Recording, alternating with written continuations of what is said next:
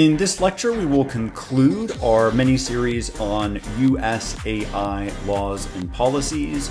We will take a quick glance at the updated timeline, which will now reflect Executive Orders 14091 and 14110. We will look at each of those, provide a high-level overview, and then we'll spend a little bit of time on looking at 14110's principles. We will then look at some of the agency-specific products that have resulted from the executive order. We will look at self-regulation in the United States, and then note a couple state laws that you need to know for the exam. In the previous lecture, our timeline went all the way up to the Blueprint for an AI Bill of Rights. Again, because we have already covered that in an earlier domain, we will not revisit it here. Instead, we're going to start with two 2023 executive orders. These are 14091 and 14110. Executive Order 14091 is titled Further Advancing Racial Equity and Support for Underserved Communities Through the Federal Government. A quick note on executive orders, just to explain what they are. The President of the United States, as the chief executive of the executive branch of the U.S. government, can direct the federal agencies through executive orders. And so when the president issues an executive order, he or she is instructing the executive branch on how to do their job. This executive order, for example, instructed the executive branch to identify and remove bias from design and use of technology throughout the federal government. Executive Order 14110 is titled Safe, Secure, and Trustworthy Development and Use of Artificial Intelligence. As we'll see in just a moment when we look at the principles on which this executive order is built. This executive order builds on the Blueprint for an AI Bill of Rights, which we looked at in an earlier domain. As I mentioned in the previous slide, through executive orders, the U.S. President instructs the executive branch, providing them with instructions on what to do and how to do it. This executive order issued approximately 150 requirements for federal agencies, and we're going to look at specific work products in just a moment. This executive order also provides standards around privacy, security, and safety. It seeks to protect workers and encourage competition. The chart that you see here is a summary provided by Stanford High. There are 13 sections in the executive order. You can see in the leftmost column the title of those different sections.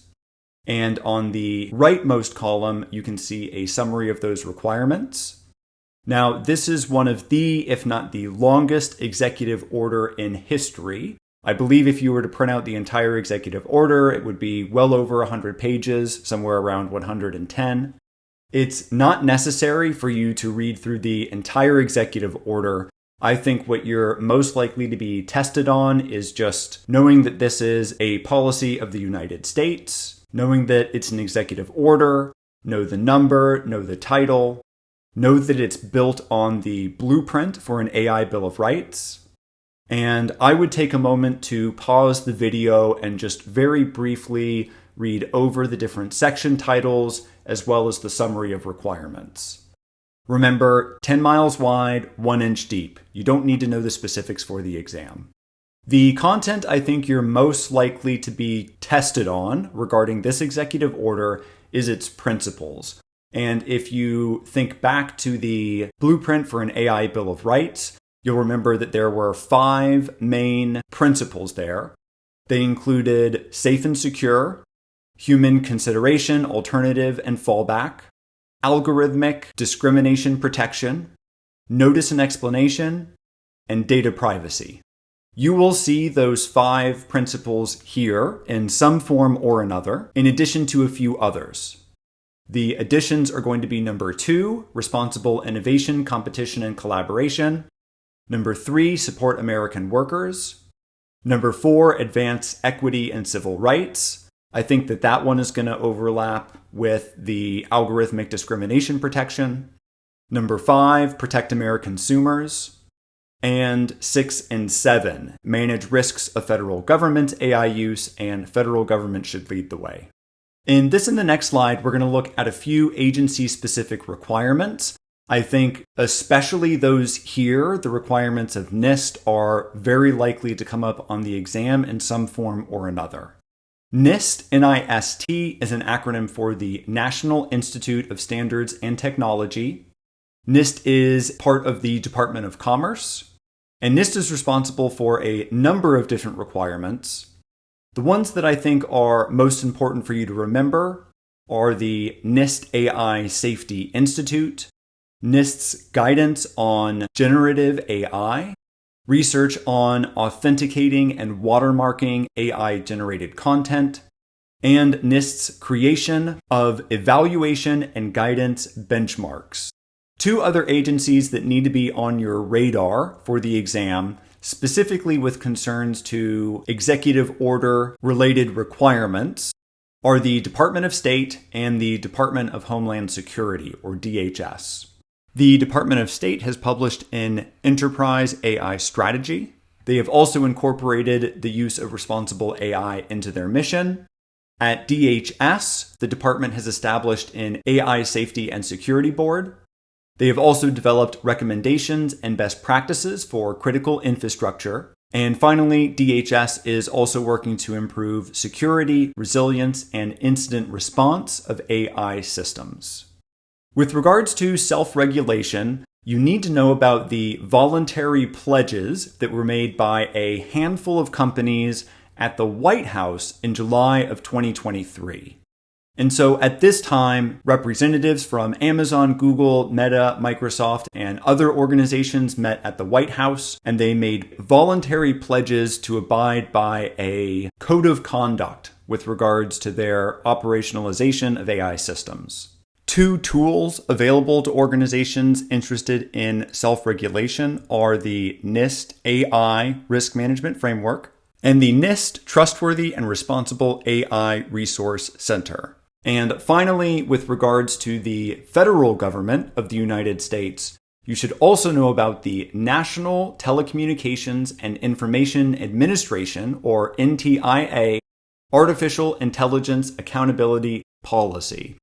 This is relatively new and was authored in response to a request for comments that the NTIA put out in 2023. What this policy does is it provides guidance and recommendations to establish and enhance accountability and also to provide assurance mechanisms with regards to different organizations' use of AI. The final bit of content here in this lecture concerns U.S. state laws. Now, you'll remember from earlier that we mentioned the CCPA, the California Consumer Privacy Act. We also mentioned Illinois' BIPA, the Biometric Information Privacy Act. Now, you should know that those two state laws have implications for AI insofar as they cover the data that an AI system would train on, okay? You don't need to know anything else about those two laws. Two state laws that you need to remember for the exam, and you need to know specifically what they do, are the New York City Local Law 144 and the California Bot Act.